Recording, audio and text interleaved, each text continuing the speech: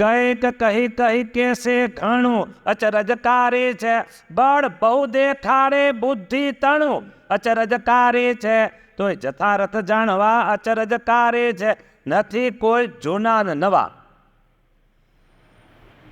નવા જૂના એટલે એ જૂના હરિભગત હોય ને એ ન કહી શકે, અને આજકાલ નવા કોઈ બુદ્ધિશાળી હરિભગત થયા હોય ને એ ન કહી શકે.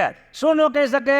આ મૂર્તિ આવી જ છે એમ પ્રમાણ ન કરી શકે, માપ ન કરી શકે મહિમાનો. એ સાંભળજો, દરિયાના પાણીનો કદાચ ને આજની ટેકનોલોજી માપ કાઢી શકે, આજની ટેકનોલોજી આજનું વિજ્ઞાન કદાચ ને દરિયાના પાણીનું માપ કાઢી શકે, પણ ભગવાનનો મહિમા અફાટ સમુદ્રથી પણ મોટો છે, એનું માપ કોઈથી ન કાઢી શકે.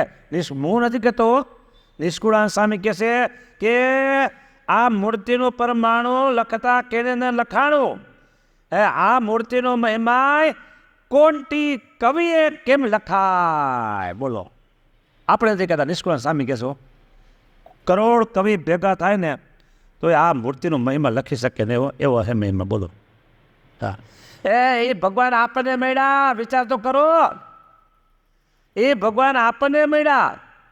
બોલો, અને એ આપણે એના થયા અને એ આપણા થયા. આ કે નાની વાત છે કઈ?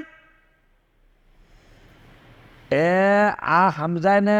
દસટા તો ઘણી વખત દીધું છે, પાછું અત્યારે દઈ દઉં.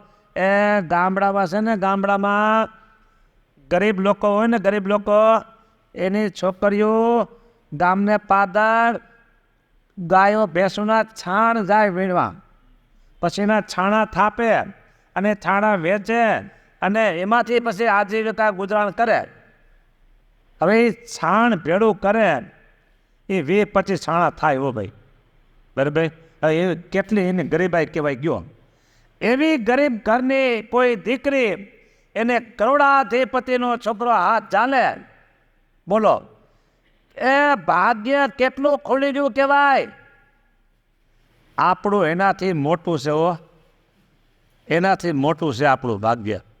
બોલો, આપણી ગણતરી કાંઈ ન કહેવાય. આ લોકભાવો કાંઈ ગણતરી ન કહેવાય. બરાબર, કાંઈ ગણતરી તમારી નથી, મારી નથી.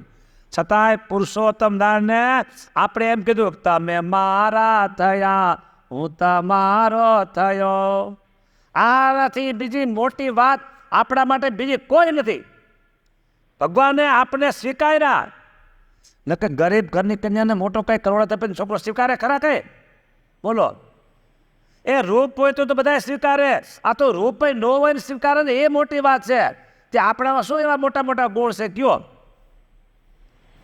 છે ખરા કાંઈ? તમારા મારામાં કહેવાય મોટા મોટા ગુણ છે કાંઈ?